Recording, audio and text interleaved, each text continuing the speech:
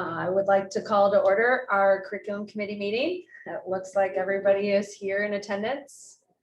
The first thing we need to do is a motion to approve the agenda. So moved. So move. Second. All in favor? Aye. Aye. Okay, thank you. And it looks like we have one public comment today. Greg?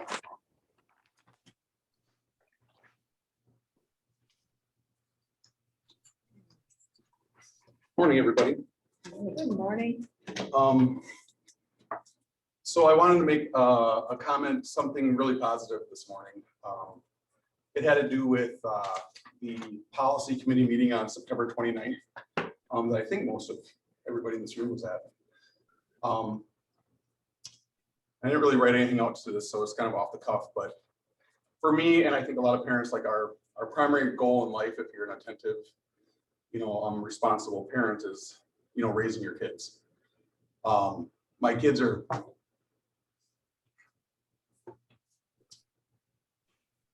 the most important things.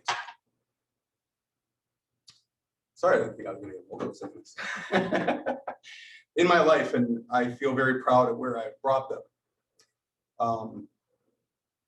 They're, I think, pretty well adjusted. They're successful in school, but everything that I've done in my life kind of the rubber meets the road at the doors of the school, and I can't alone provide a situation in which they wake up every morning excited to go to school, which they do, and look forward to it, look forward to being with their friends, learning, and having teachers that they extremely, in a very high way, value. So I'm grateful to those teachers, specifically my oldest daughter with Ms. Goldick, Mr. Ward, and Mrs. Haldeman this year, and my youngest daughter with Mr. Rothman and Mrs. Kessler. Mr. Rothman, my oldest daughter, had last year and says that still he's her favorite teacher that she's ever had in her life. So I want to say how grateful I am for landing here in Waunakee, to what my daughters are receiving from the school district. It's pretty amazing to have that confidence in what your daughters are doing in the school that you see every day. The comment that I wanted to talk about today was about the posting of curriculum in a public place, like on the website, that was talked about at that September 29th meeting, and that Randy brought up. I don't talk about it much, but in my career in law enforcement, in my 20th year, in the last 10 to 15 years, we've gone through a transformation of extreme transparency, and that's kind of where our society has gone. In this day of technology, it's pretty easy to do. Doesn't mean that it's not a lot of work, but technology provides a platform in which we can put everything out there. We can put every video out there within my career. People can have a lot more information. Sometimes that's uncomfortable, knowing that we're going to be scrutinized by a lot of folks that maybe don't have our background or educational experiences in our specific careers. But I can say from my experiences that more information that we can get out to the public and have their collaboration, the more successful we always are. And I think that looks like that's the mentality of like posting curriculum in the Waunakee School District. And that being said, I want to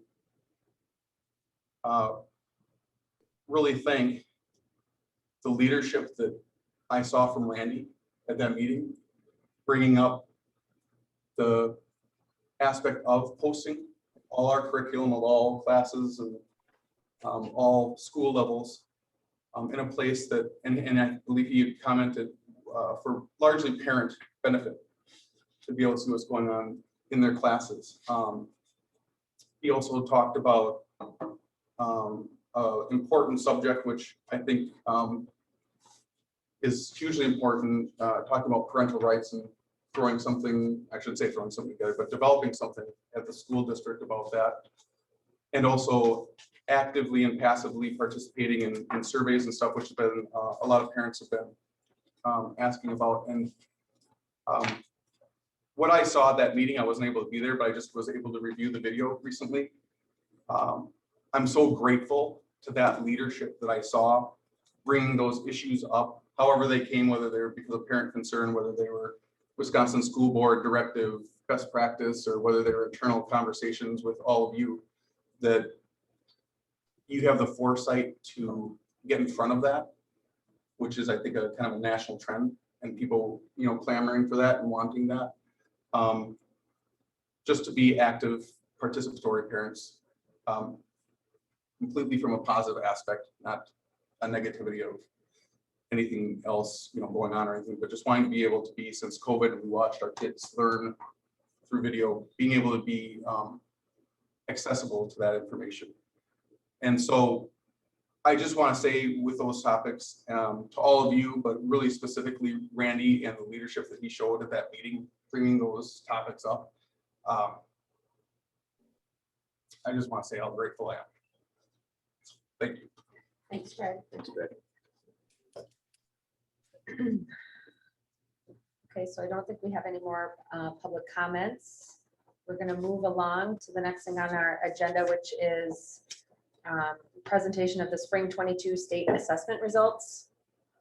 I know Tim, you put together a presentation, so thank you. Yeah, we did. And so, there were some attachments in board book. For the presentation, we needed to pull together some information that was just publicly released last week. So that's why initially the slide deck wasn't in board book, but it should be now. The other thing is, as we go through this part of the agenda today, looking for feedback from the three of you for, are we on the right track in terms of the presentation for the board meeting on Monday? So too much, too little, just right. It's kind of like Goldilocks and the Three Bears. So there are also some exhibits that are in board book as additional attachments. If there's questions around that, we can bring it up. There's one or two we may refer to in the course of the presentation. So this presentation is on our spring state assessment results. Districts receive their assessment results depending on which assessment it is at different stages over the summer.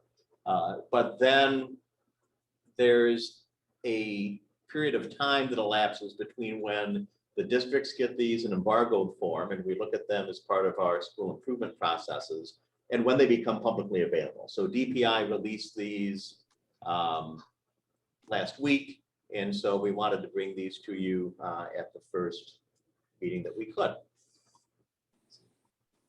So these are just a few key takeaways here. So overall, our results continue to exceed state averages, which is certainly what we would expect here. Again, strong performance within the county for the forward. For our Aspire results, they were strong for our students who took the Aspire. This is a topic we've talked about before. We've seen an increasing trend of students opted out of the Aspire, which we'll get to in a moment, but the results for those who tested was good. And our statewide ACT, which juniors in the state of Wisconsin take in the spring, those are also strong both in the county and for our benchmark districts. Areas for further attention at the secondary level, in recent years has begun to kind of ramp up in 8th grade and then really become a significant phenomenon in 9th and 10th grade is the low test participation. We feel it does have an impact on student readiness for later higher stakes assessments like the ACT and advanced placement exams, if they haven't taken these larger scale assessments earlier.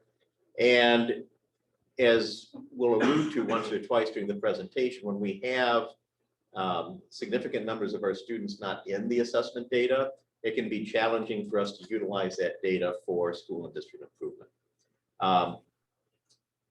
Relative to our past, we are seeing some declines in ACT average scores and our percent of students meeting the benchmarks. That is of concern.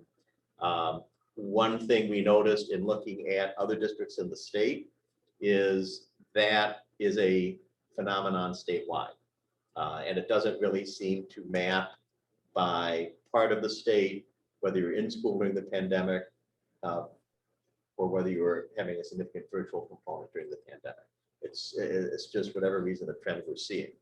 And we continue to see gaps among our different student populations. Now those gaps for some groups widened during the pandemic. For other groups, they remain relatively stable. So this chart, what it is doing is the forward exam, and you'll also see a reference to the DLM. The DLM, the full name is the Dynamic Learning Maps. Roughly 1% of the student population in Waunakee, or really in any district in Wisconsin, takes the DLM. That is an alternative assessment that is specially designed for students with significant disabilities. So not all students with disabilities, students with significant disabilities. And so for all of our reporting, we're trying to pull together, because this is how the state does it, the forward and the DLM data. And so sometimes when you look at the forward data only without the DLM, you may notice a little bit of a percentage differences across the margins, but it's generally the same picture. The number of students taking the DLM is relatively small. So what you see here is our breakdown in the left-hand column for all students. And then just so you can see kind of where we're looking for some of our gaps, you see our students of color, low-income students, and students with disabilities. Now, one thing I should note is within students of color, that's taking all of our different groups within that larger category, and there is variation. So some groups that we include within this larger grouping of students of color perform similarly or sometimes even exceed the overall district numbers, and some, particularly our areas where we've focused our disproportionality work, are significantly lower than the overall performance. And then the bottom table, you can see where our percentages of proficient advanced compared to the state. And you can see in general, they're much higher than the state. The one exception would be our low income students, where our percentage for proficient and advanced in the combined ELA is very similar to the state average. And I would just say, as we've looked at the data, one thing we've noticed is that, for example, with our students with disabilities, the proficiency percentage actually through the pandemic compared with pre-pandemic was fairly stable, albeit at a much lower level. So I mean, there's definitely a gap, but that was a very stable level of performance. I would say of all of our groups that we tracked, the group that really we saw the most significant declines were our low-income students over the course of the pandemic, regardless of grade, regardless of content area. Coming forward to the mathematics, again, you can see the results, a very similar story. And again, this shows how we compare to the state. This would be an area where actually in all areas, including low-income students, we outperform the state proficiency level. This is looking at our long-term trend of the forward, proficient, and advanced. And this really shows us all the years of the forward. There's no spring 2020 because the forward falls at a time in the spring that was interrupted by the pandemic in 2020. And so this is showing us our percentage of proficient and advanced. Now, if a student doesn't take the forward, if they don't participate, they would not be part of the pool. Now, in general, in our lower grades, that's not an issue. And really this past year is really only an issue at 8th grade. So what you see is in the last two columns to the right, these two. You can see the drop from our 2019 to 2021 and 2022. You see the beginnings of the rebound in 2022 versus 2021. There's just some notes at the bottom. The science exam was updated in terms of its test blueprint for 2019. And also in 2019, that was when we began to see in social studies over here, we began to see that high school opt-out phenomenon, which began to reduce the number of students taking the social studies forward in 10th grade. And that was why we began to see that movement in 2019. So these are just some footnotes. I'm going to pause for a moment. Any questions on the forward data?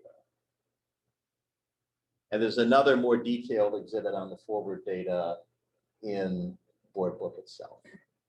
With the exception of social studies, it appears that if you compare the spring of 2019 with today, ELA, math, and science is still 10 percentage points behind. Yes, that is correct. And so taking into the opt-outs is what could be driving that, because Yes, but less so on the forward than Okay. on some of the later assessments. I Okay. would say this is really reflecting the disruption we've experienced through the pandemic. okay. And so I recognize that we're on the rebound. We're Yes. moving back up. What do we do with this data as a district? Like, we look at this and then do we make adjustments, or I don't know if I'm asking the right question. Is it more like the stock market? We just wait and see. Yeah, Don't do anything quickly.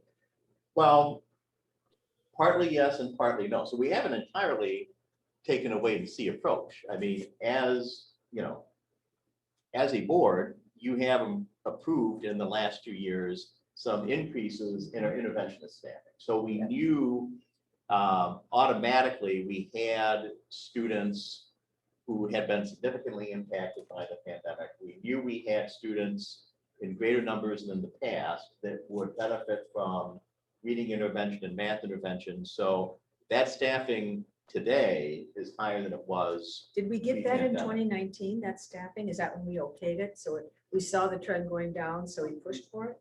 So I think last year was the first year we began to increase our staffing. Okay. So partly it's that. I think, the other thing is the state on the English language arts exam for the forward made a very modest adjustment for the 2021 forward only in ELA to reduce the length of the exam. But what in the world of standardized testing, you would call the testing blueprint. So what are the areas we're asking questions on the assessment? Those have remained consistent across the pandemic with that one small adjustment in 2021 the state made on the ELA. But you've heard us talk before about how during the pandemic, teachers had to take a more prioritized and streamlined approach to their learning targets for their courses. And now that we are coming out of the pandemic, we really need to make sure we're resetting to where we were in 2019. So those are two things we're definitely doing.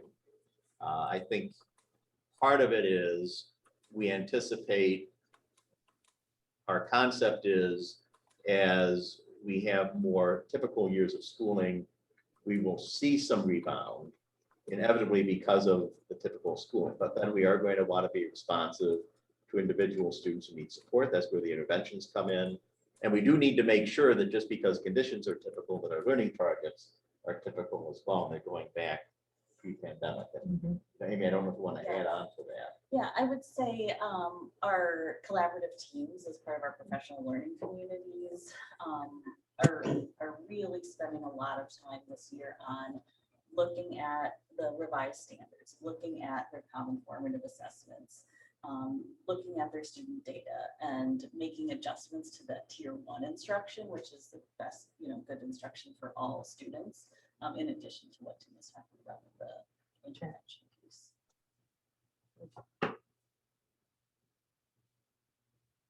Any other questions or discussion points on the information so far?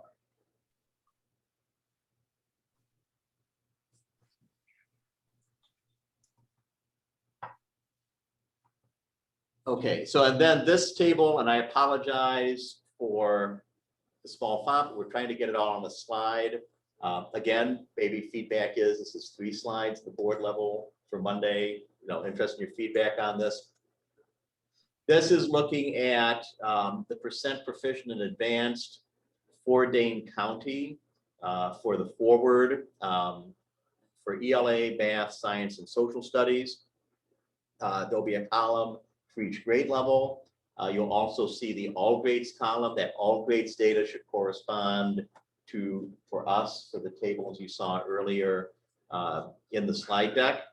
And, so I think again, within Dane County, we are above average within Dane County. You can kind of see how that breaks down by grade level, by our different content areas. And I know this section here is at the bottom, but at each of these, we also then we highlight our line, and then we have a rank, because this is an alphabetized list, and you can see where we rank out of the 16 Dane County districts. What does the rank mean?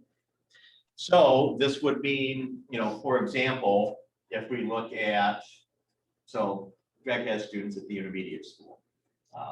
Oldest student was in 5th grade last year. Am I okay? So if we look at 5th grade for the spring, 60.2% of our students in 5th grade were proficient or advanced on the forward ELA assessment. Now it's worth remembering that Wisconsin for the last decade has set a relatively high benchmark for proficiency on the state assessment. It's not at the national average. So that would be like 50th percentile. Your typical, and it varies a little bit by grade and year to year, but the typical percentile rank for the state cut in all of these is going to be somewhere in the 60s.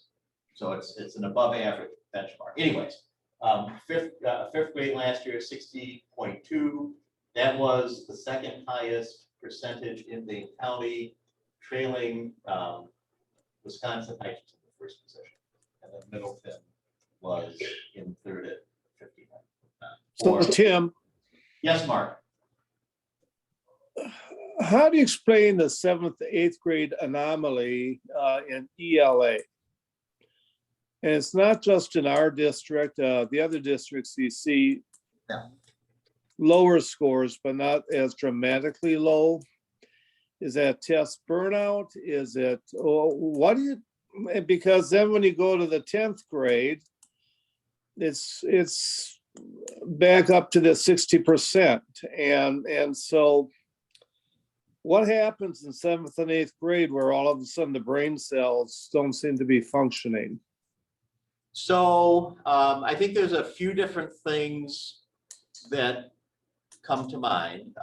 One thing I will say about 8th grade, that was the only grade, and I don't want to overstate this because it was, I think, I'd have to go back and check my notes, maybe a 12 or 13% non-participation. That was a bit of the factor at 8th grade. I would say for us, Mark, and I really can't speak for the other districts specifically in each case, but when we talk about students' maturation and taking on additional independence as students, middle school is where you begin to move from having your homeroom teacher who you spend a significant amount of the day with, that you have a very close teacher-student relationship to that one teacher, and also potentially having more structure in the day. Middle school is where that begins to transition to the high school model, where you have multiple classes in the day, you're responsible for moving yourself around the building. Your academic responsibilities in a classroom are conversations you're having with multiple teachers instead of primarily with one homeroom teacher. So the middle level has always been a period of transition like this. I would say certainly for us, I think and our middle school very much operates as you know, on a junior high model where students truly have a schedule very much like the high school. They're moving throughout the day. They're responsible for all those classes. And in our progression, the intermediate school plays a very important role with students transitioning from that homeroom teacher model, which is the predominant aspect of students' experiences in elementary school, to the independence that they would experience at our middle school. And so, for students to have not had that experience the same way, and even when we came back into session, we were still operating with a lot of mitigation measures that were causing more restricted movement in the building. Students at the intermediate school didn't necessarily have the same training wheels experience with taking on greater independence the same way they would have had before the pandemic. And so I think one thing we really noticed last year, and you probably heard this some from Jeff and Mike and the middle school educators, is it was a bigger adjustment that some students struggle more with going into really taking on their independence within the day, managing their time, not having that one homeroom teacher as much. And I think that came over onto the academic results. I would say that's the case for us. And when I see what happened in many of the other districts, it looks like maybe something like that was happening there as well. But not everybody has exactly the same intermediate school model and program that we do. Sure. Thank you. I think that's a good question, Mark. Where were we? So it looks like 39.6% of students tested at proficient or advanced Mhm. in Waunakee last year. So what were our numbers pre-pandemic? I know you showed that maybe in the other slide. We go back to that. So what we can do is let's see. See if this will.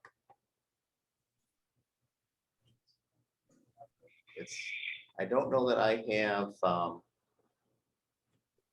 you may need to help me with this. Rebecca. We can go back a slide, no, that's ahead. Let's try slide 5.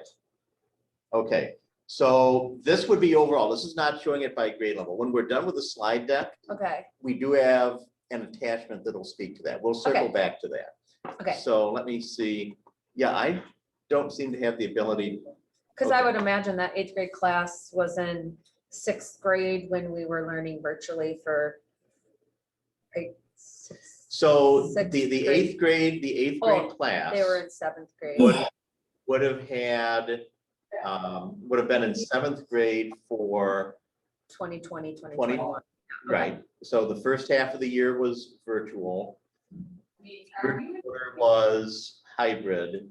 Fourth Okay. quarter was mostly in person, but even then we had roughly 25% of our students still choosing to be virtual. Okay. So that's a factor, but they would have had a very disrupted spring to their 6th grade year. So Right. that, spring break on to their 6th grade Right. year was that. Okay. Yeah. Okay. Yeah, that would be good to know where we were.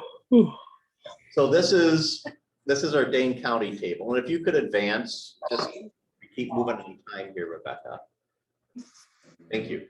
Next, we're into the high school assessments. So just a reminder, when we talk about the readiness benchmarks for the Aspire and the ACT, these are scores on these 4 subject area tests that correlate to it means it's on track for going to higher education with a 50% chance of a B or better in whatever corresponding first year undergraduate course ACT is against, or a 75% chance of a C or better. So that's in their statistical study. So that's where ACT derives these benchmarks from. We could advance, Rebecca. So this shows us our proficiency levels which again are the state proficiency levels, like the forward, but for the Aspire. And you can see the impact on in the last 2 years. But here, I think it's important to know, our students that took the Aspire, and we'll pull up an exhibit on this later, actually performed at a pretty solid level. However, spring of 15, spring of 16, we had 100% participation. We really had kids make up if they were absent during the testing phase. These years, we were allowing opt-outs, and if opt-outs occurred, obviously we weren't following kids up for making up if the student was opted out by the parents. But these 3 years, we had a non-participation rate that varied between 11 and 14%. Then these 2 years, spring of 21 and spring of 22, and it's a little obscured by the Zoom thing, but this year we had a 36% non-participation rate. And this year, basically a 30% non-participation rate. So we have a large number of students that we just don't have scores on. We believe that would have brought our proficiency level up. How much, we don't know, because we can't assume that 30% of students, give or take, are similar to the 70% of students that contributed towards these numbers. So that's, when you look at this, there's a significant caveat here around the very high levels of non-participation. You could advance, Rebecca. This shows us the same thing with those readiness benchmarks, and to take the numbers down, so it's a little less messy. But again, what you can see is the non-participation, and we really do think, based on our other Aspire data, the non-participation is a significant factor in the trend we're seeing. And I'll show you why when we're done with this slide deck. Because if they don't participate, they're marked at 0, or what are they? You can't assume that a student with no test score is proficient, and Yeah. you can't assume that they've met the benchmark. You have no data, so they don't contribute towards those statistics. And those statistics are out of your total population, not out of your population you tested. So that's how it So it appears. brings it down. It brings it down Okay. a lot. This is for the ACT. And what you see here is the percent meeting the college and career readiness benchmarks for the English, the math, the science, the reading and the science. And then there's also a statistic. It is the percent of students that met the benchmark in all 4 of these areas. And so you can see significantly above the state average, but you will notice that, if you were to look at our long term, you'll see it, which in a moment, you'll see that there has been an impact from the pandemic. So if you could take us ahead a slide, Rebecca. This would be our long-term trend in terms of the benchmarks by each of these subject areas. So English, math, reading, science, meeting all 4.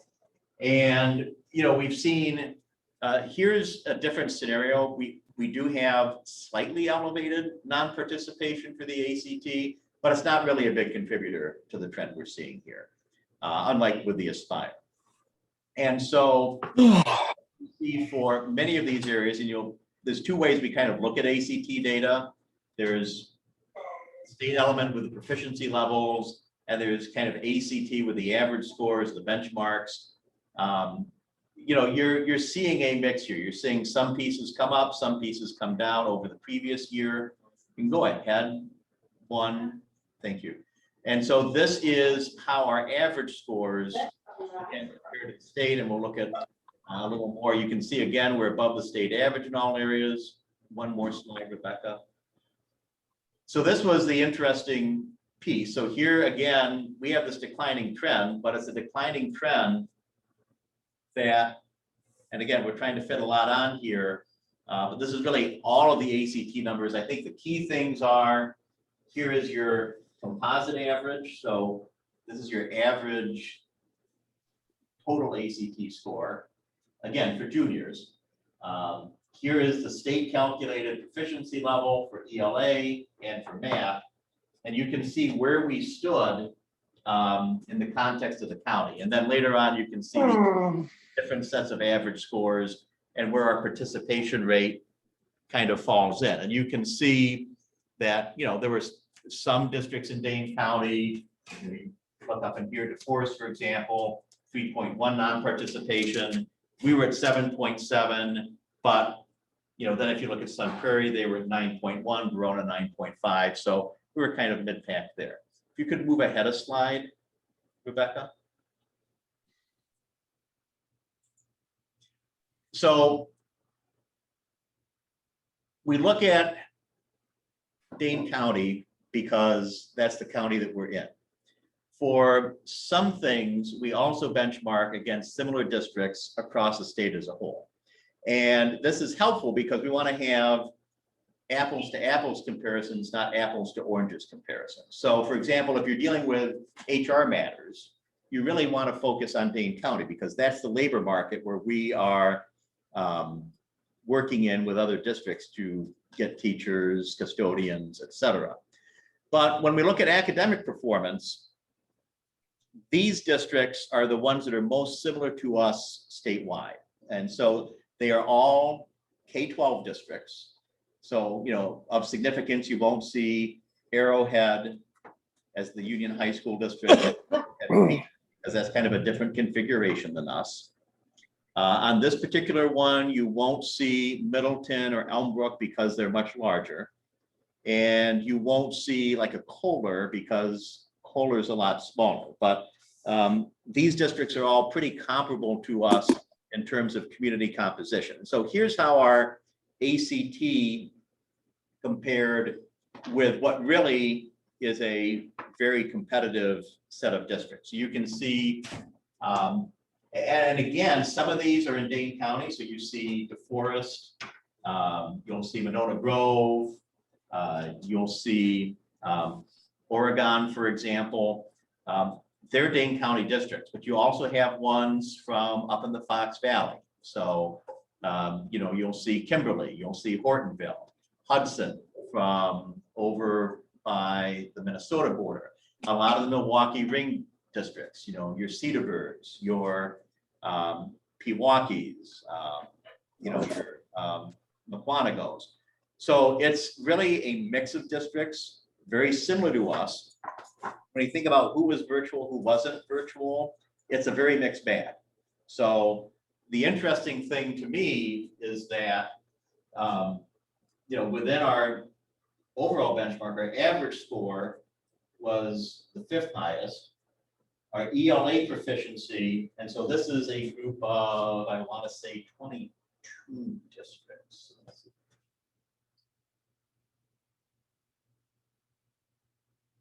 Yeah, 22 districts. So 5th out of 22 for average score, 13th out of 22 for ELA proficiency, 7th out of 22 for math proficiency. Now, other things you don't see on here is the science and some others. So what I take out of this is that while we are concerned about our long-term ACT trends, this is something most other districts across the state are grappling with in communities similar to ours. You know, it raises statewide concerns in my mind. At the same time, it helps me look at our local trends and realize we need to look at some local factors. We also kind of need to have better statewide understanding of what's going on here. So this is, again, our benchmark table for the ACT. And that's the last piece on the slide. Any questions on this last part on aspiring ACT before I pull up a few exhibits I just kind of want to highlight, and then we'll move into other parts of the agenda. So Rebecca, if you can get out of this slide deck and then into the agenda. And so to Katie's question, if you could pull up this forward DRC proficiency levels. And if you can scroll down, it's like we have a leading page. Let's keep going.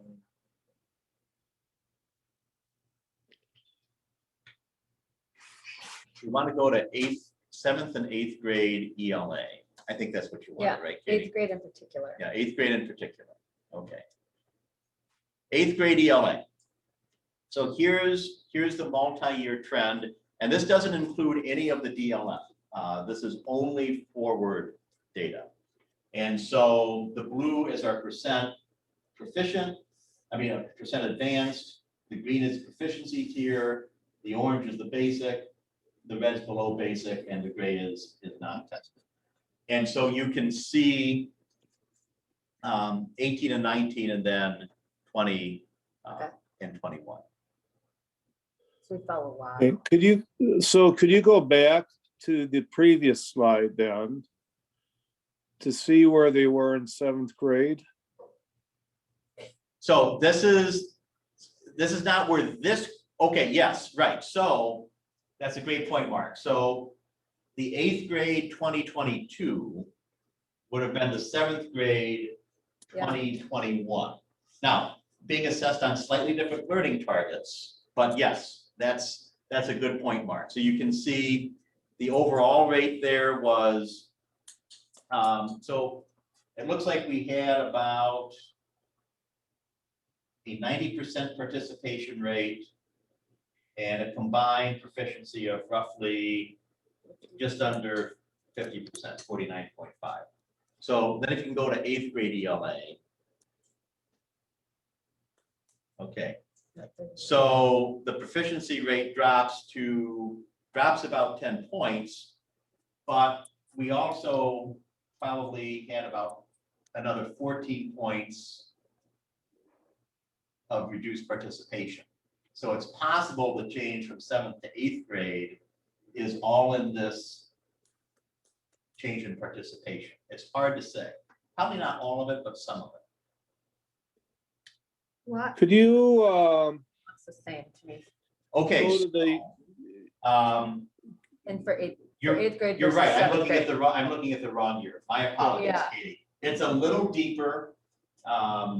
This is more like a 14%, so we had about a 4-point change. So I take it back. Some, but not all of the drop. all right, could you, Non-participation, We're very worried about non-participation. and who allows them not to participate? Is that an option? Or is it, we're just not encouraging them?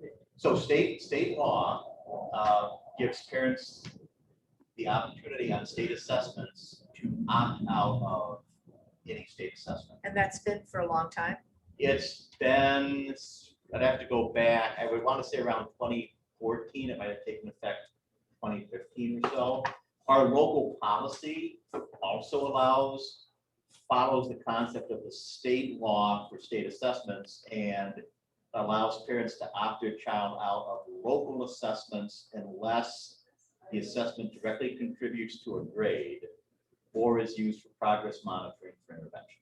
So do you think, I had a feeling that parents were saying, I don't want any more time spent on testing, I want instruction. During the pandemic stuff we were having, do you think that was part of the increase, or is there a trend to have parents not participate? So,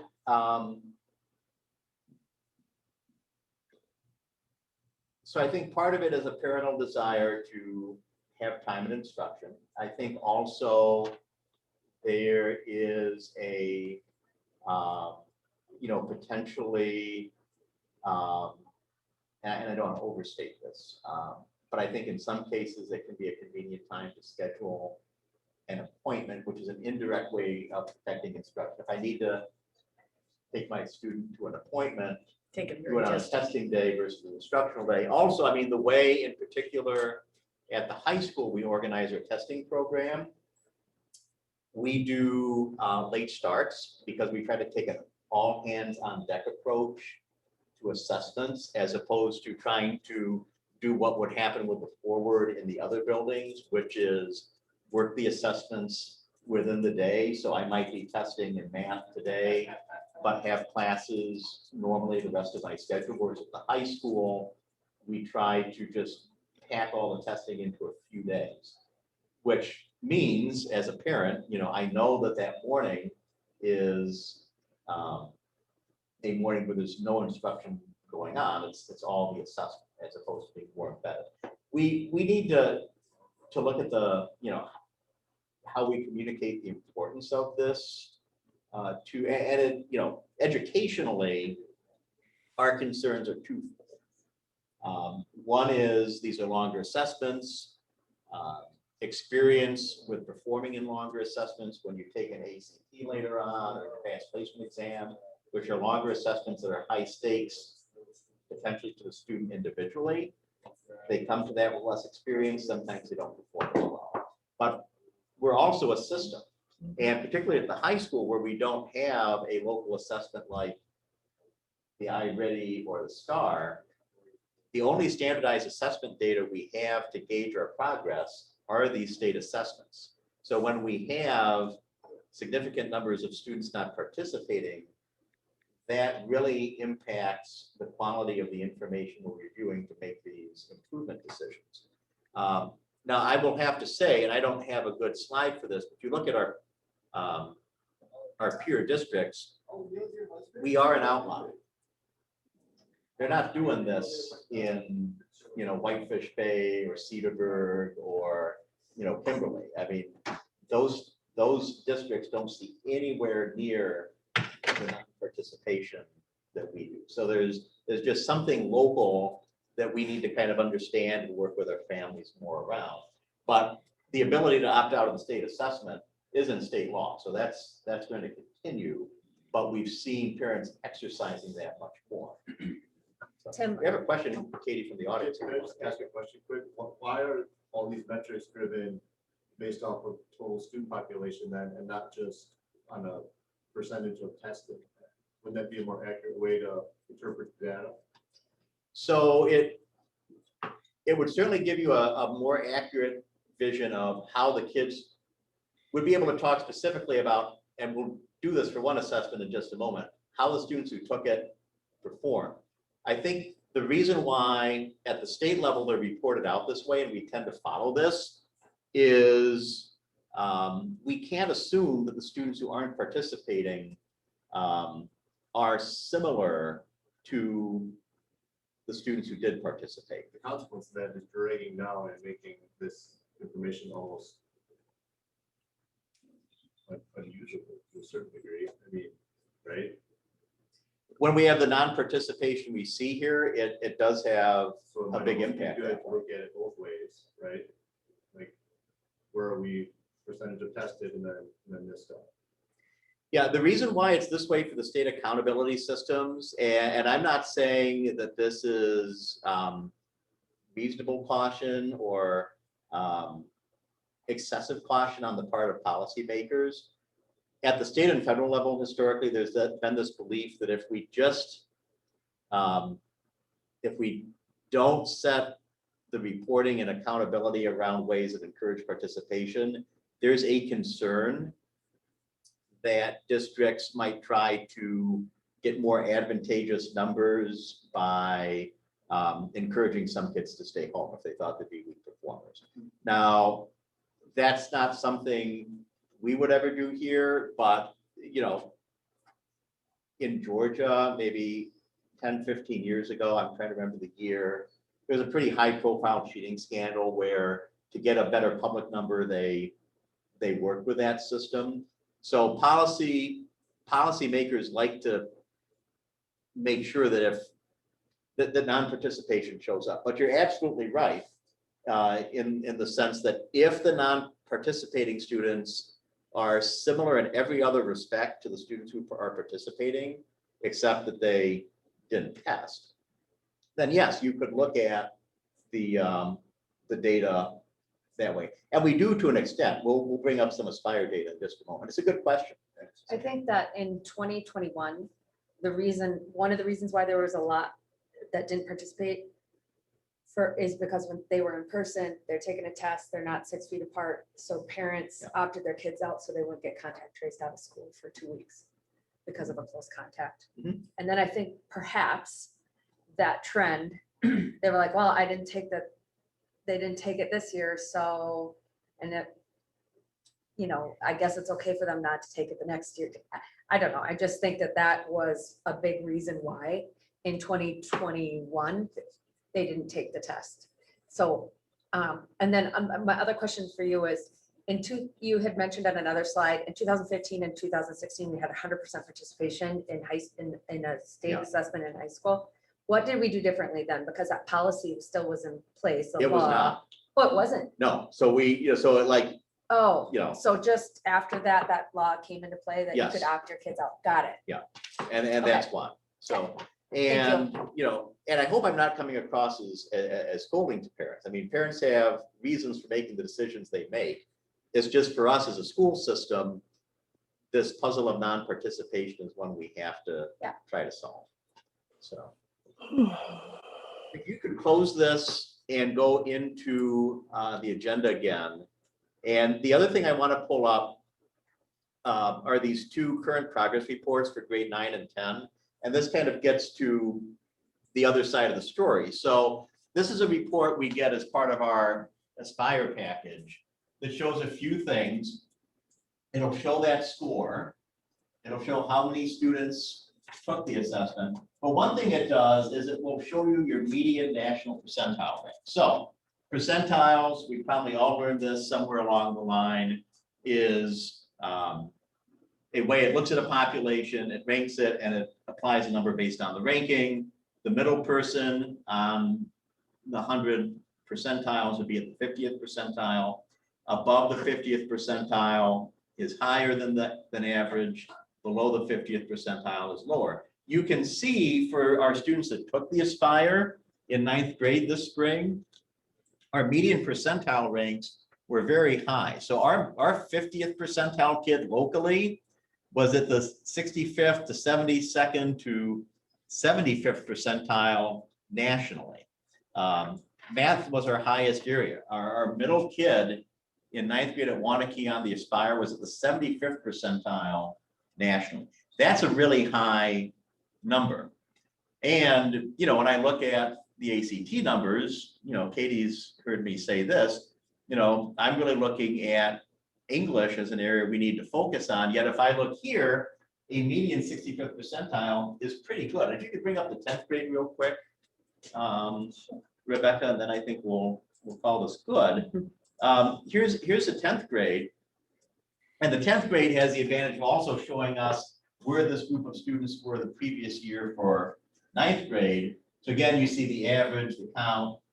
And again, so there, the English is 59th percentile. That's lower than the 9th grade, but the 9th grade's promising. Again, we see 7th, 70th, and then math at, again, our leading area at the 79th percentile. So, if you looked at this compared to preceding years by these metrics, the students who are testing are doing fine, better than fine actually. But in the ones that count the non-participation, less so. Although I will say here again, the English is different really than. Okay. So So I appreciate. I know we have a lot to do. We do. Yes. So I appreciate you going over all this in great detail. I think one of our, real quickly, maybe we can kind of give some feedback about what to present at the board level. Boil this down. I think this is really important, so I'm glad that we're taking the time to go through it. Especially with our priorities being excellence and academics. So what, do you guys have any recommendations for how this should be presented at the board meeting on Monday? Well, I liked your summary, when you said, yes, this is the way it is when you count the people who didn't participate, but when you look at this, overall, the balances were above average or were higher than the surrounding communities. I think the overview is important to stress that. Yeah. Agreed. Yep. Mark, do you any have- feedback? No, I go along with it. I just caution that it should be probably a higher altitude look than we got today. I don't know how many board members are going to glaze over some of this, and it's all important, but so I go along with what Kate and Judy said. That So first maybe slide that less you gave, talking. which was a summary, Mhm. and then maybe point out the outliers Mhm. and what we're doing to address the outliers, both good and the ones that need more work. We'll work on that and have a more streamlined thing for Monday. You've got an audience question. Oh. Katie. Well, just a comment to your purpose that, sharing this with the public, I think the non-participatory rate, really bringing those scores down, make a lot of us think that maybe we're doing worse than we are. And really pointing out that comparison. I mean, we were just sitting over here saying, hey, look, we're doing a lot better than we think we're doing. So I think that's really important for watching the video and public understanding that. Thank you for the feedback. Okay, Super quick. yeah, So last meeting, we talked about getting some comparative ACT data, advanced placement data. They are in here. And so let's just pull up the 3+ % very quickly. And then if there are no questions, we can move on. This is a little different set of comparables. This, because the advanced placement is high school only, instead of looking at districts, we're looking at high schools. But high schools using the same methodology we use to get at our comparable districts. So that means that, Arrowhead shows up. It means both Elmbrook, Brookfield Central, Brookfield East, they both show up. New Berlin, instead of being a single district, you now have Eisenhower and West. You also have some other unified high schools like Union Grove and Waterford that show up. So you get a longer list. And so this is actually 30 high schools, including ours. And you can see where the multi-year ranking is. And you can see in the 2 pandemic years, it did drop down. You'll see for 21-22, we only have our number. The state usually will make the other data available in March. We'll come back to this in March with complete data. That's probably a better time to do a deeper dive on this. okay. So takeaway is, we don't have the data for 21-22 to compare to the rest of the comparative school districts. And we'll circle back in March. Exactly. And we're on the rebound. Yes. Okay. Okay, so the next line item or agenda item is the DEI Audit Recommendations. Just for a refresher, last meeting, we went through the first half, just to review them, to kind of get a better understanding of what those recommendations mean. The intention for this meeting is to go through the rest of the recommendations to get a better understanding of what they mean. And then in our next meeting, to circle back and kind of pull out the ones that we think need a deeper dive or need more discussion, and then maybe even kind of cross off the ones we think we don't need to look through anymore. Is that, Mark and Judy, are you guys, is that kind of? Sounds good. Okay. And I think we ended with, did we go over the provide professional learning opportunities? Yes, we did. Yeah, we did. And we also talked about interpretation and translation. Okay. And I think that's where we ended. I'm just numbering. So Yep, that's first right. That's 9. where we, Okay. right. So Educators Rising, we actually did revisit that. And you might have seen Annie had a Facebook post actually a few weeks ago on this year's top of our Educator Rising students. So that program has been put in place. When they say including outreach to our affinity group, what's an affinity group? So that would be kids who share, common interests, and so, I think in the context of this, and this is not, all I would say that an affinity group would be, arguably any public organization that's oriented around common interests, whether it's, Fellowship of Christian Athletes, Manga Anime, French Club, Black Student. They're all students who are joining an infinity of interests. I think in the committee's piece, they're trying to think about how can we diversify our workforce and how can we encourage students To become to educators become educators. from all those From different. all I those got it. different groups. Okay, Yeah, going far and wide. yeah, and I know that was part of what Michelle and the Educators Rising Advisors were doing as part of the process. Tim, do you know offhand how many students are involved in the program? I want to say we have about 8 this year, Mark. Is that typical? Thank you. It's a new program. It's a new program. We're about to start it going into the pandemic, and then it got adjusted. I'd have to kind of go back and think way back in the day, Mark. You remember Patty Houghton used to have something kind of sort of like this. Yes. And I'm trying to remember what Patty's numbers were like. Was this used to be called Future Educators?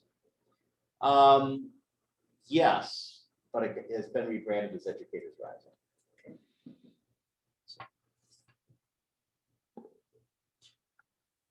Next item, Okay, providing outreach to families and determining barriers that may exist for students who are preparing for college and or careers beyond high school. And so,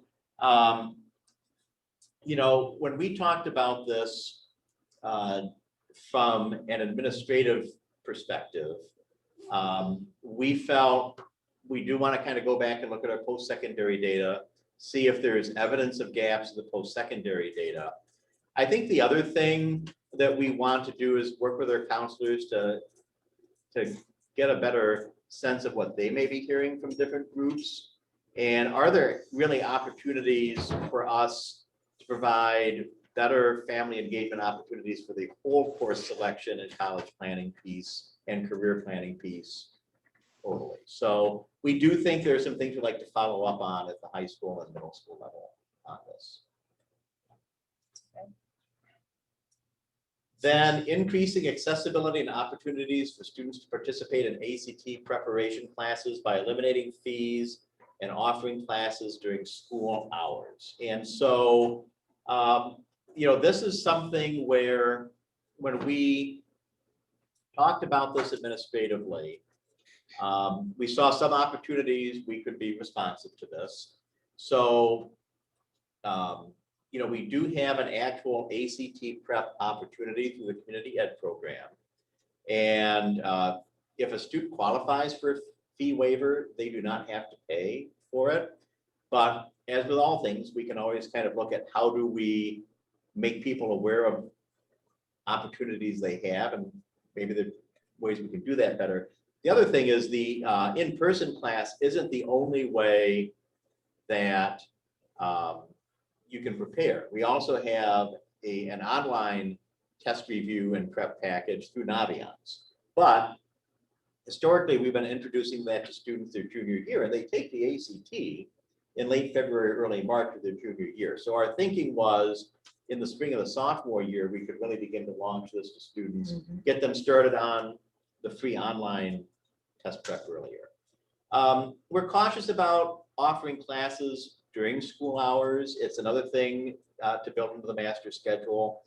We also actually felt it could have an unintended consequence of increasing inequity because you might have situations where students with families of more modest means might take the test prep during the day as an elective, but a family that is in the position to pay might enroll their student in an out of school prep offering, and they would have access to other electives in the schedule. And so we weren't necessarily sure that was where we wanted to go. also my understanding is that during contact time, the guidance office has kind of made time available for kids to come in and to work through some ACT prep. So while that's not a specific course, Yes. there's also time that could be, and there could be an opportunity to market those or offer more time for that. But I think it's any contact. Yes, So absolutely. Then The next one, create opportunities to ensure equal representation of students of different abilities and backgrounds in AP classes. So, you know, in general, something we want to do conceptually is encourage students to take the most challenging courses that they have an interest in taking at our high school, regardless of its advanced placement or any other course. So one thing we are having a conversation about is the role of prerequisites. Now, you know, obviously, if one course leads into another, you need to pass the course leading into the next course. But outside of that, something we do want to look at, and this again is not only an AP thing, this applies in other, in fact, some of our highest prerequisites aren't in AP classes. But, you know, we have a few classes that'll say you have to have a B or better in this course to take this other course. And we think that's too restrictive. And really, the student should be choosing what they want to take.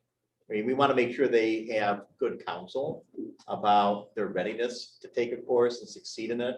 But we don't want an arbitrary number determining whether a student can challenge themselves or not. Would an example of that be, that's a non-AP course, would be like the FST combined with the calc course that's offered? Right now, there's kind of a prerequisite that you have to have, I think, an A or Yes. be recommended by a teacher or something like that in order to take that combo class. Is that an example of what you're talking about? That could be. I mean, the thing with FST is that it is a quasi acceleration, so it does have some elements of that around it. Yeah, I mean, it is a student's choice. Am I going to take that versus and get more of a calculus prep and less statistics? And if I took the non-compacted, but that could be an example. We have some dual credit courses. I want to say sports psychology has a pretty strong prerequisite too. Okay. I'm not exactly sure why that would be, Okay, but that we want to have that global conversation. okay. Because I'm trying to, and this is on here because it was a recommendation because of something they found that we have gatekeeping practices in our school district when they did am I understanding that? So this became a recommendation from the DEI ad hoc committee because they saw that we have areas where not everybody is allowed, has access to take it. So we have some formal hoops to jump through. Okay, And then I think, you know, the other thing that is out there is, you know, reputational pieces, or maybe do all kids get the same advice? And so certainly if there's a perception that not all kids get the same advice, we okay, want to make sure that's addressed.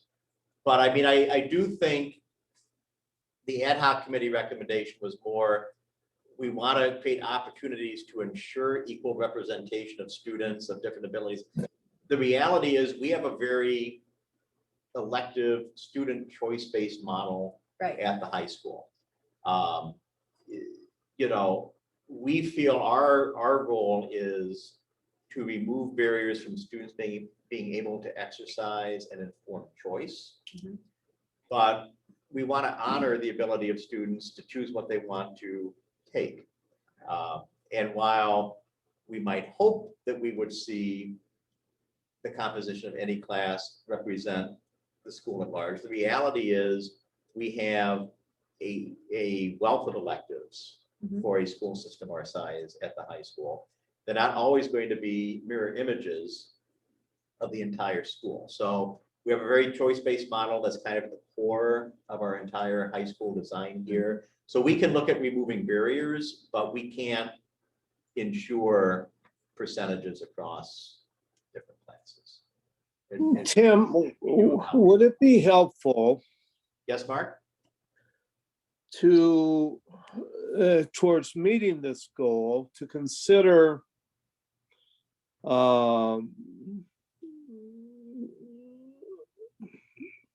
board approval of criteria that limits students into classes? So that Because is, right now, it's pretty much either a individual teacher or departmental decision what the criteria are for certain classes. And it would seem reasonable to me that there be a more consistent approach to it than individual. Mark, I think that's, I mean, you're right. It really historically has been the individual teacher or course team's choice. Prerequisites are something that don't come to me for review, let alone coming to the board for review. So, you know, I do think that's a conversation the committee could have, you know, for the future. Now, realistically, it's early October. We are starting to work on the course guide now. We get that ready in December. It's Right. If you wanted to make a change that came to the board level, I don't think you have time to do it for this year, but you could potentially look at it for future years. I can tell you it's something that Brian Borowski and I are looking to give more administrative review to this year, but really, that's really an open matter for you as a committee. Do you want to recommend that you as a committee or the board as a whole take a stronger role in seeing what the prerequisites look like? I don't think it should come to the board. I think it should be a review by the curriculum director, principal, you know, at that level. And I would hate to have the nitty gritty come to the board. I agree.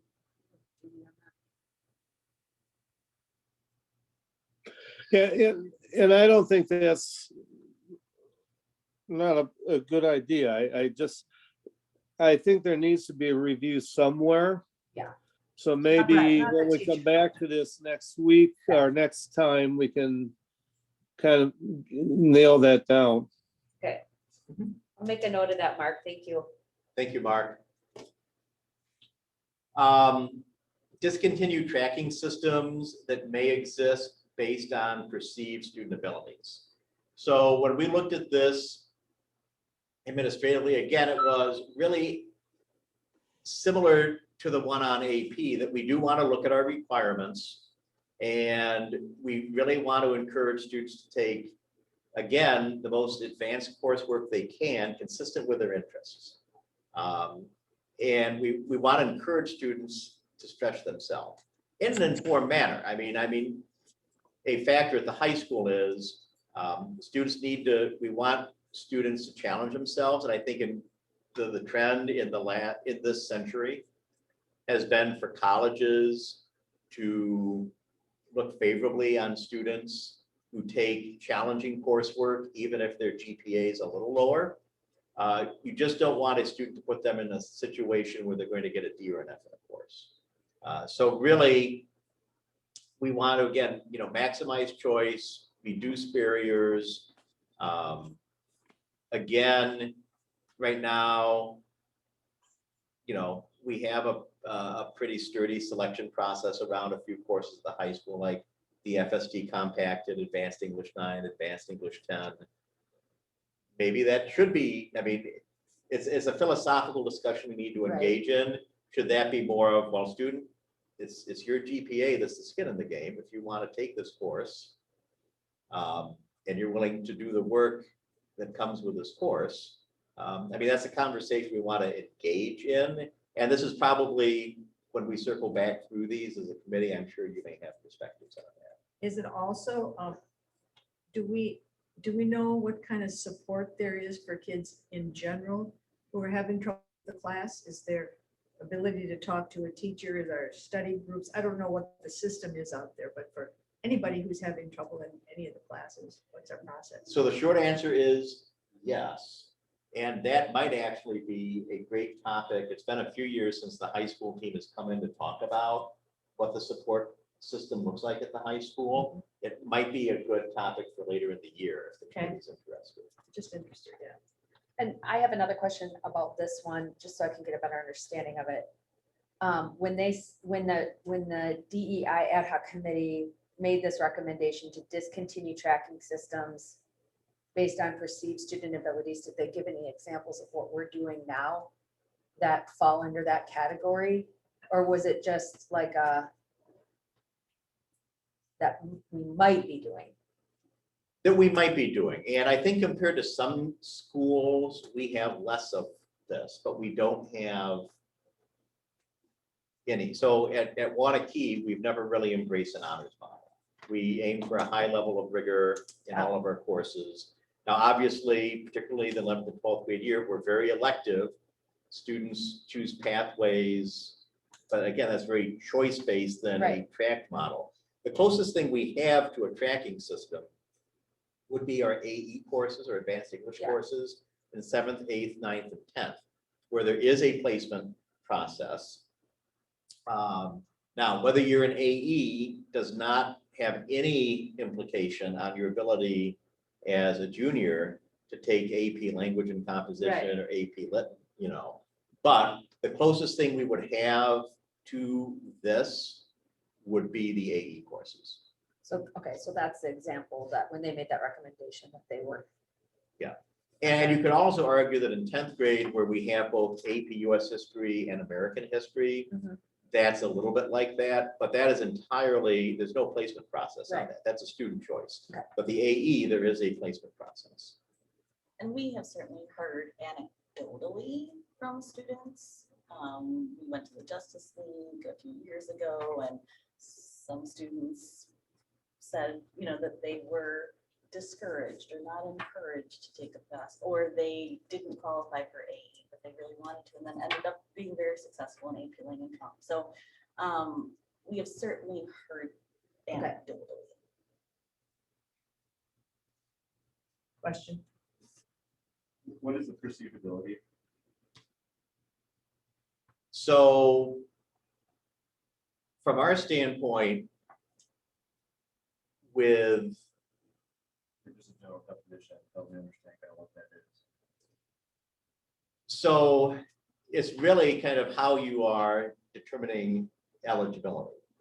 And so, you know, for example, the AE courses, one of the primary mechanisms that plays a role in the selection of a student for advanced English for any of these is a test of reading achievement called the Case McGinnity. Now, there's a lot of things, a lot of aspects to the English curriculum. Obviously, a high level of reading achievement allows you to more easily read more challenging texts and more texts. But we don't have, as part of the selection process, something that looks at a student's writing ability, for example.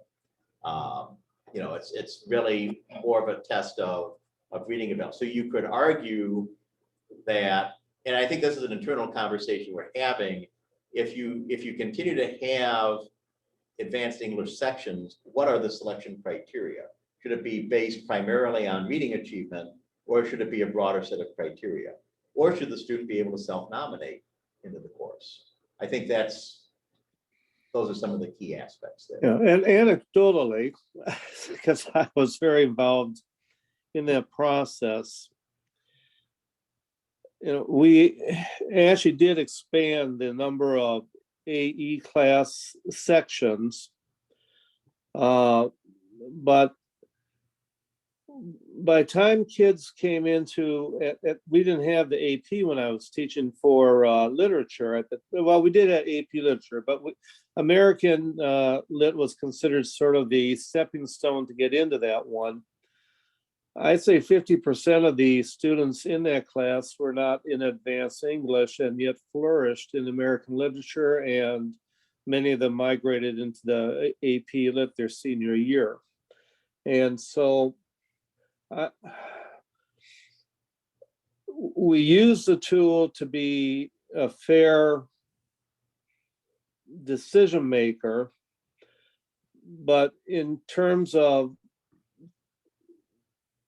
disallowing students who could have succeeded simply because of their reading score, I've lost confidence in that process.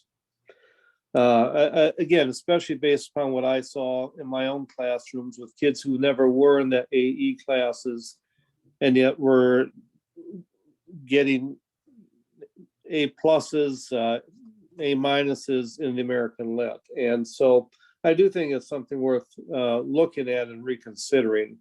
I'm not saying necessarily take it away, but it certainly needs some reconsidering. So it sounds like that's when we circle back to Yep. this as a committee Mhm. next month. Okay.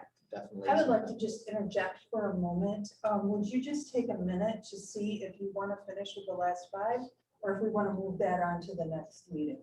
Okay. That's you guys' decision, but I did want to put that out Okay. there so you're not losing track of time. 10-2. Okay, so what do you think?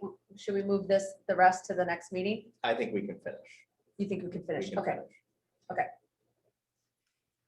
So staff training on inclusion practices, so I think when we think about that on internal review, we're thinking, are we providing training for our teachers on inclusionary practices for students with disability, co-teaching?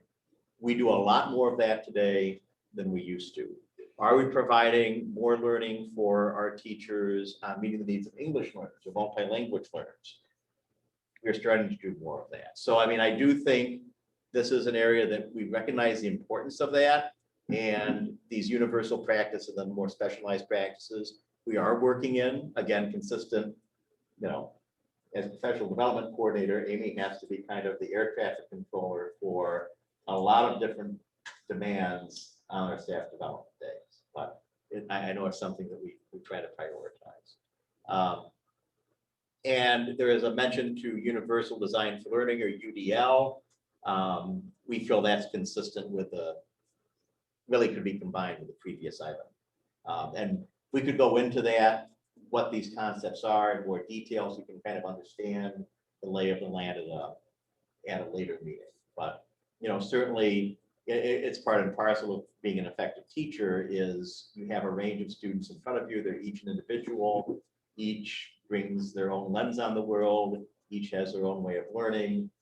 Being a skilled educator means having a good toolbox for including kids of all different characteristics in your classroom. I have a question when we're looking at, I just jumped down to including the reading lists and stuff. When you're talking about allowing kids to choose what they want to read or options, is that starting at like 4th grade, 5th? Are you talking high school and above? This is a recommendation, that's great, but at what level do we pull it all together? Should we just keep going? And Let's when we keep get to going that- and we will touch on Okay. that in just a moment. Good. So again, review and update curriculum and curricular resources through a diverse lens. So again, as you know, we are really continuing to work through all of our curricular areas, but in particular social studies, to make sure that what we're doing is accurate and inclusive. Again, looking at this broadly, it's important, it's ongoing, and we provided some updates to the committee in the past, and we can continue to provide updates on that. Good. And then the last piece was include BIPOC, Black, Indigenous, people of color, books and stories from BIPOC authors, both fiction and nonfiction. So part of what we did is, last year, the board approved our new multicultural literature class that begins this year. It's an elective in high school English.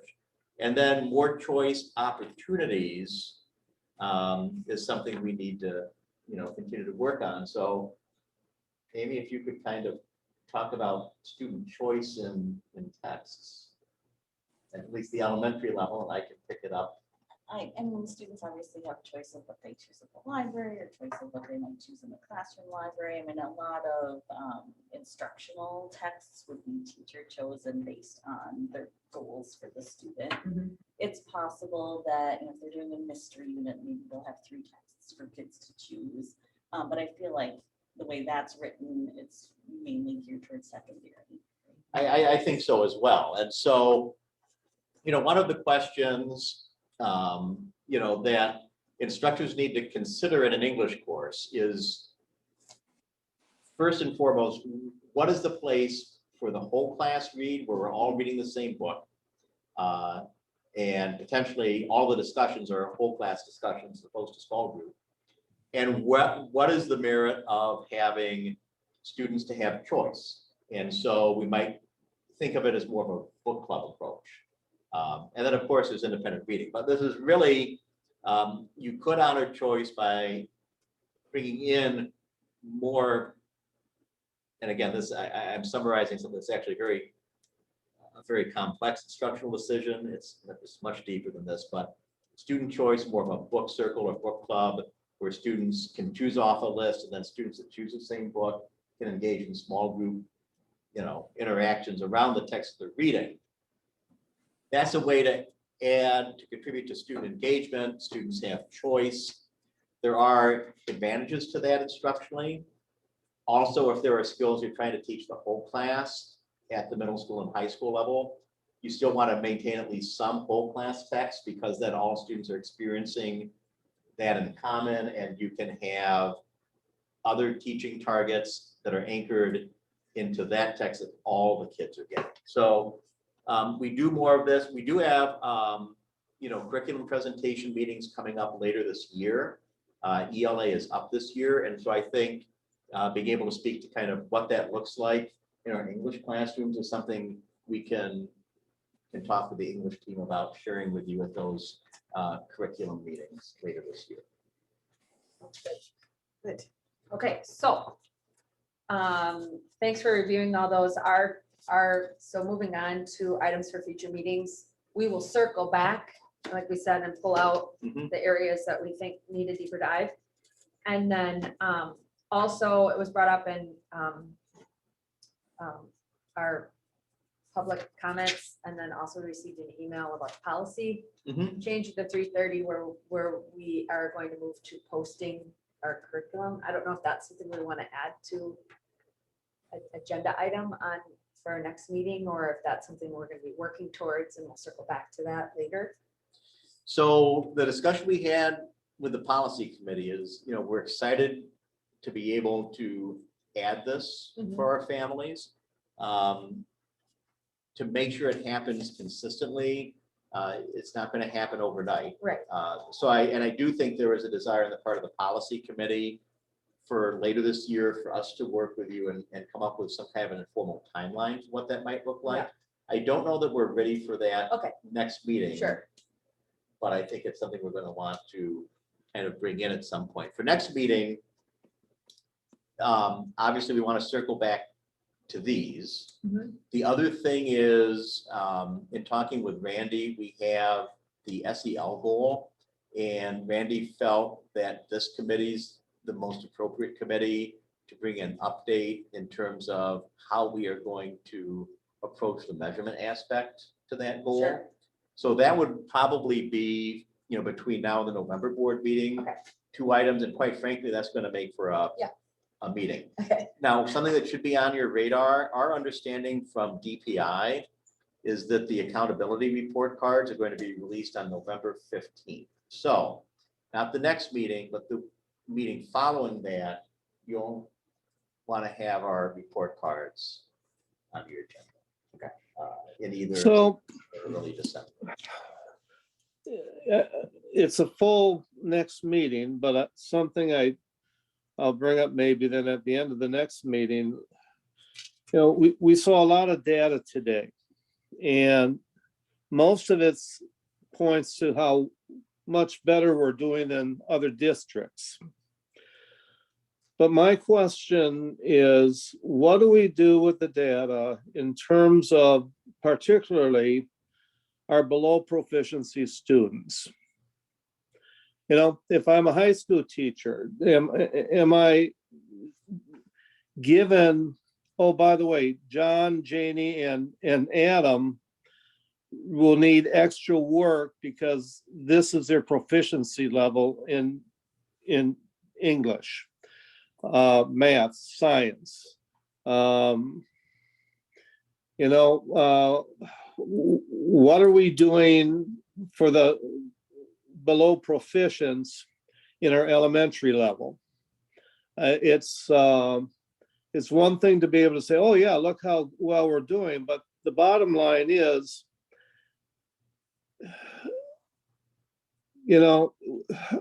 we have over 48% below proficient in some of our areas. And that's a huge number. And somehow I'd like to know, what are we doing for them? And I know we've got interventionists, and that's the general thing, but I also know there are blockages to getting the help they need soon enough. And so that's something that down the road, I think as a committee, I'd like us to hear about. I agree. I think that's a good point, Mark. We'll make a note of that as well. Thank you. Okay, so with that, Do we want to kind of set a date for the next meeting? sure. Want it before the November meeting or after?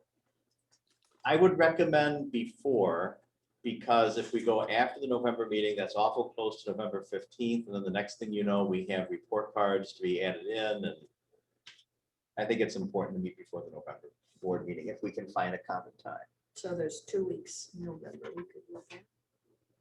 Or you could meet again the last week in October too. A quick turnaround. What are you thinking, Tim? Well, the last weekend in October, Staff Development Day is on the Thursday, the 27th, and the 28th is a no school day. Okay, But, I do wonder if, potentially fairly early in the morning on Wednesday, the 26th, it might work out for the committee's availability to do. I'm not available. Okay. So why don't we look into the first week, Halloween week, trick or treat. Yeah. So what is the committee's availability for the Wednesday, the 2nd, and Thursday, the 3rd of that? I'm good for either. Yes, Me too. I am too. Okay, so Later in the morning works better for me. we did a 10:30 today. But Wednesday. On 10:30. Wednesday at 10:30 works best. Wednesday, the 2nd at 10:30. Would that be good for you, Mark? I think I can get out of bed by then. Okay. That's good. Does that work for you, Amy? Yeah, I can do some stuff. Yeah, 'cause I see that coaches meeting there at 11:30. Okay. Thanks, Amy. Okay, I've got that, Mark. I think we're good. Do you have So- that? Sounds good. Okay, so we just need a motion to adjourn. So move. Second, all in favor? All right. Okay, thank you. Thank you, Thanks, everybody. everybody.